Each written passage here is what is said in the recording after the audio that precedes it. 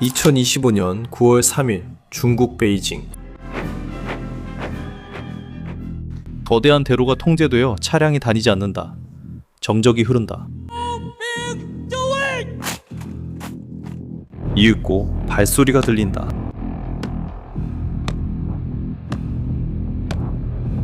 수천 명의 발소리가 한 리듬으로 울린다. 1만 2천 명의 병사들이 완벽한 대열을 이루며 중국 수도의 거리를 행진한다. 그들 뒤에는 거대한 미사일들이 군용 트럭에 실려 천천히 지나가며 모두가 똑똑히 볼 수 있게 한다. 위쪽의 역사적인 발코니에는 세 남자가 이 모든 것을 지켜보고 있었다. 시진핑, 중국의 지도자, 블라디미르 푸틴, 러시아의 대통령, 그리고 김정은, 북한의 독재자가 나란히 함께 서 있었다. 그날 중국이 세계에 보낸 메시지는 단순했다. 우리는 성장했고 무장했으며 누군가 우리에게 맞서고 싶다면 우리는 준비되어 있다. 바다 건너편의 작은 섬도 이 모든 것을 지켜보고 있었다. 2300만 명의 사람들이 그 미사일, 그 군인들, 그 힘의 과실을 바라보고 있었다. 8개월 후 2026년 5월, 그 섬은 중국 정부를 분노하게 만든 결정을 내렸다. 중국을 가장 화나게 하는 일을 한 것이다. 하지만 그게 무엇인지 말하기 전에 이 섬이 어떤 곳인지 이해해야 한다. 대만은 서태평양에 위치한 섬으로 중국 해안에서 200km도 채 떨어져 있지 않다. 2300만 명의 사람들이 그곳에 살고 있다. 이 나라는 자체 정부가 있고 자체 화폐가 있으며 자체 군대도 있다. 선거도 실시한다. 실제로는 독립된 국가처럼 운영된다. 문제는 중국이 그렇게 보지 않는다는 것이다. 중국 정부에게 대만은 중국 영토다. 항상 그랬고 앞으로도 그럴 것이며 언젠가는 어떤 방식으로든 다시 중국의 통제 아래로 돌아올 것이라고 본다. 하지만 대만은 아니라고 한다. 그래서 대만 해역, 즉 섬과 중국 사이의 200km 폭의 바다는 오늘날 지구상에서 가장 긴장된 지역 중 하나다. 이제 이 긴장의 규모를 이해하려면 지난 20년 동안 중국이 무엇을 건설했는지 봐야 한다. 이 표를 봐. 2005년에 중국 해군은 일정 수의 군함을 보유하고 있었고 2010년에는 더 많아졌고 2015년에는 더 늘어났고 2020년에는 함정 수로만 보면 중국 해군은 세계에서 가장 큰 해군이 되었고 심지어 미국 해군도 넘어섰다. 15년도 채 안 되는 기간에 중국은 엄청난 함대를 건설했다. 군함, 잠수함, 항공모함 등 한 세대 전에는 존재하지도 않았던 해군 군사력을 갖추게 된 것이다. 그렇다면 이것이 왜 대만에게 중요한 걸까? 섬을 무력으로 점령하려면 바다에 의존할 수밖에 없기 때문이다. 중국은 병사, 탱크, 장비 등 모든 것을 가지고 저 200km의 바닷길을 건너야 할 것이다. 그리고 중국 해군이 클수록 이 계획은 더 실현 가능해진다. 적어도 이론상으로는 말이다. 하지만 그건 어디까지나 이론일 뿐이고 곧 그 이유를 알게 될 것이다. 중국이 이 함대를 건설하는 동안 더 직접적인 메시지도 보내기 시작했다. 2025년 12월 중국군은 대만 주변에서 사상 최대 규모의 군사훈련을 실시했다. 이 훈련에는 이름이 붙여졌다. 정의임무 2025. 그리고 그들이 무엇을 훈련했는지 아십니까? 해상봉쇄입니다. 대만 주변의 바다를 완전히 차단해서 섬에 대한 보급을 끊는 것이죠.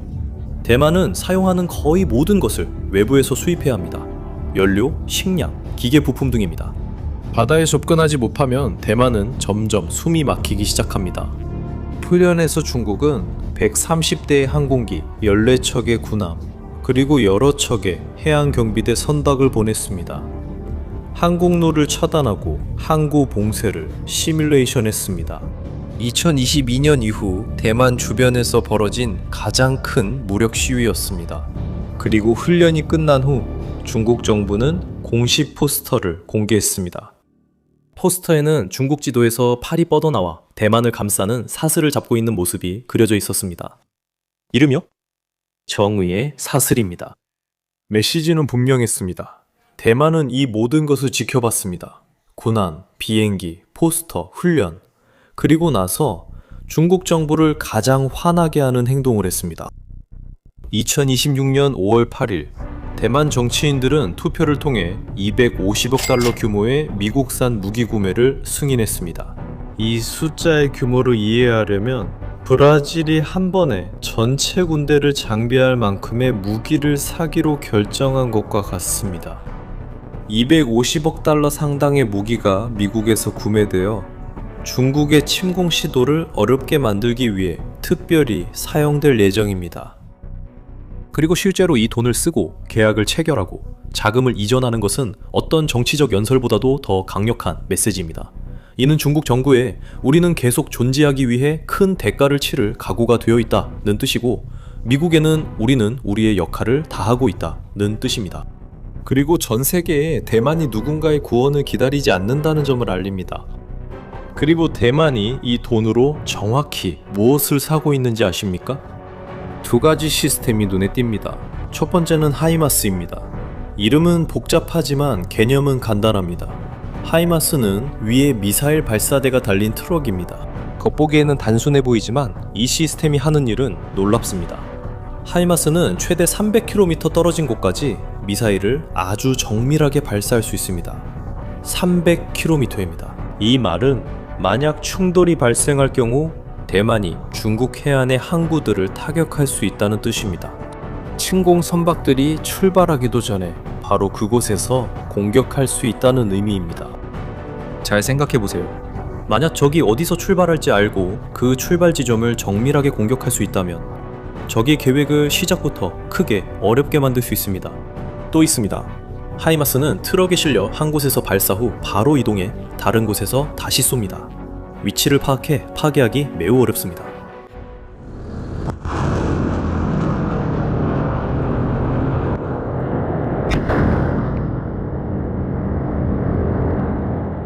타이완은 이 시스템을 80대 이상 추가로 구매하고 있습니다.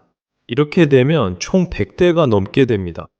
이 정도의 화력 집중은 어떤 중국 군사 계획과도 무시할 수 없습니다. 두 번째 시스템은 제블린입니다. 제블린은 휴대용 대전차 미사일입니다. 한 명의 병사가 어깨에 메고 혼자서 발사할 수 있습니다. 아이디어는 이렇습니다. 만약 어떤 중국 전투 차량이 대만 해변에 도달한다면 제블린이 그곳에 있어 병사들이 상륙하기 전에 그것을 파괴할 수 있습니다.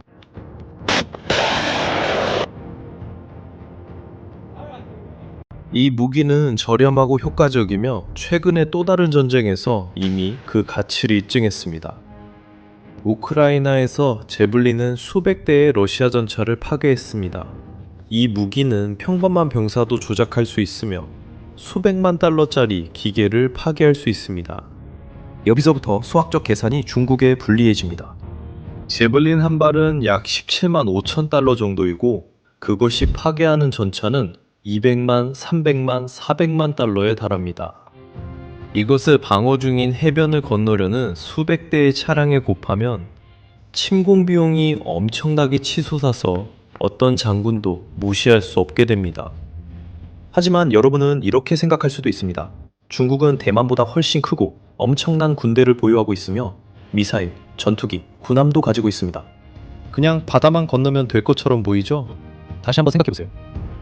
바다를 통해 섬을 침공하는 건 군대 규모와 관계없이 바다를 통해 섬을 침공하는 것은 가장 어렵고 위험한 군사작전 중 하나입니다. 모두가 아는 역사적 예를 들어보겠습니다. D-Day 1944년 6월 제2차 세계대전 때입니다. 연합군은 하늘을 장악했고 역사상 가장 큰 함대를 보유하고 있었으며 수천 명의 훈련된 병사들을 보유하고 있었습니다. 그런데도 상륙할 때 병사들은 배에서 내려 도보로 해변을 건너야 했고 적의 사격에 노출되었습니다. 수천 명이 모래사장에 도달하기도 전에 목숨을 잃었습니다. 또한 프랑스는 천연 방어 요소가 없는 평평한 해안을 지녔습니다. 타이완은 다릅니다. 타이완에도 해변이 있지만 섬 해안의 대부분은 절벽과 험준한 지형으로 이루어져 있습니다. 병력을 바다를 통해 상륙시킬 수 있는 지점은 극히 적고 대만 군대는 그 위치를 정확히 알고 있습니다. 그곳들은 강력하게 방어되고 있습니다. 게다가 병력과 장비를 실은 선박으로 150km가 넘는 망망대해를 건너는 것은 거대한 표적이 되며 눈에 잘 띄고 느리고 취약합니다.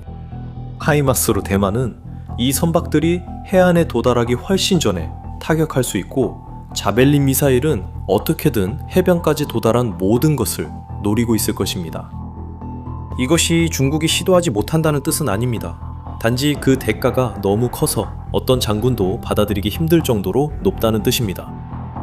그리고 중국도 이 사실을 알고 있습니다. 그래서 중국군 훈련장에는 대만의 하이마스, 이 모형들은 중국의 조종사들과 드론들이 이 발사대가 발사하기 전에 어떻게 찾아내고 파괴할지 훈련할 수 있도록 만들어졌습니다. 이것은 중국이 조용히 이러한 시스템들이 판도를 바꾼다는 것을 인정하는 것입니다. 하지만 중국이 대만을 단순히 파괴할 수 없는 더 깊은 이유가 있습니다. 대만은 세계에서 가장 첨단 전자칩의 90% 이상을 생산합니다. 이 칩들은 당신이 사용하는 휴대폰, 가족의 자동차, 비행기, 병원, 군사 시스템 등 모든 것에 들어 있습니다. 만약 대만이 이 칩 생산을 멈춘다면 전 세계가 영향을 받고 중국이 가장 먼저 그 영향을 받는 나라 중 하나가 될 것입니다. 보시다시피 중국은 대만을 원합니다. 하지만 중국은 대만이 제대로 돌아가야 합니다. 섬을 항복할 때까지 폭격하는 것은 중국 정부가 가장 통제하고 싶어하는 바로 그 대상을 파괴하는 셈이 됩니다. 이것은 쉽게 빠져나올 수 없는 함정이며 전쟁 결정을 내리는데 또 하나의 부담이 됩니다. 이제 이 이야기에서 가장 놀라운 부분이 나옵니다.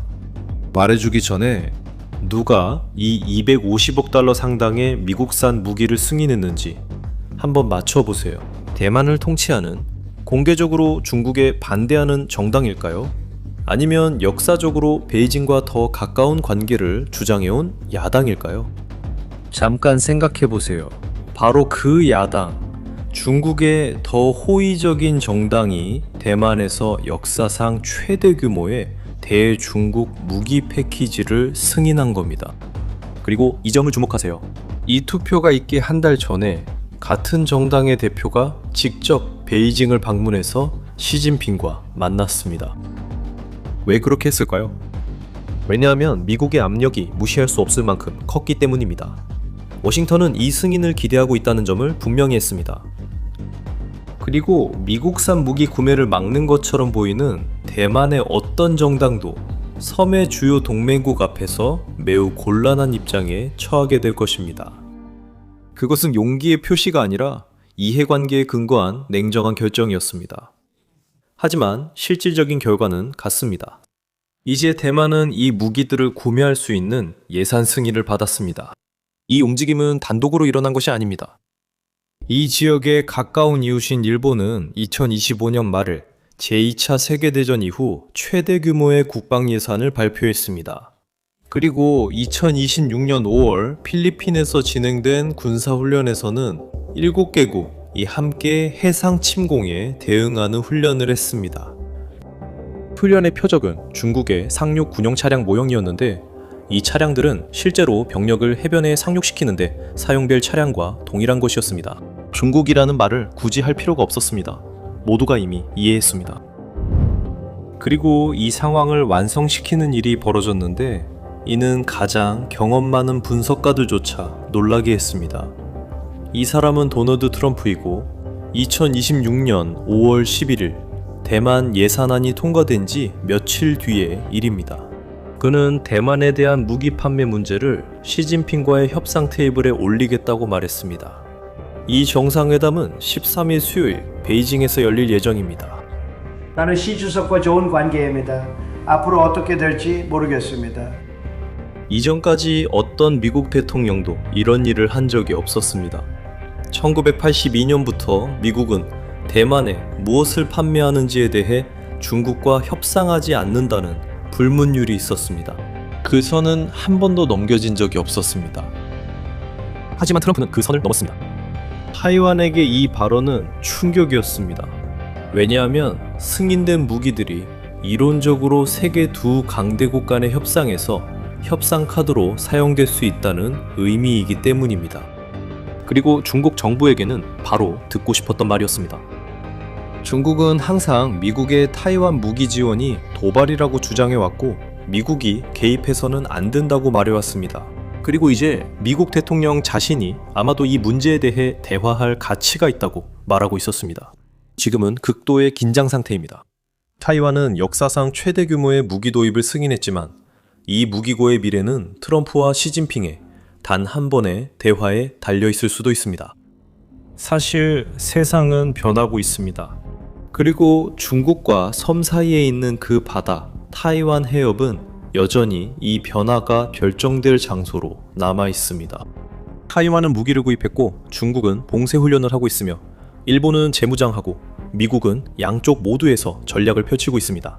그리고 이 모든 한가운데에서 섬에 사는 수백만 명의 사람들은 자신들이 이 세계에서 가장 중요한 분쟁 중 하나의 중심에 있다는 사실을 알고 매일을 살아가고 있습니다.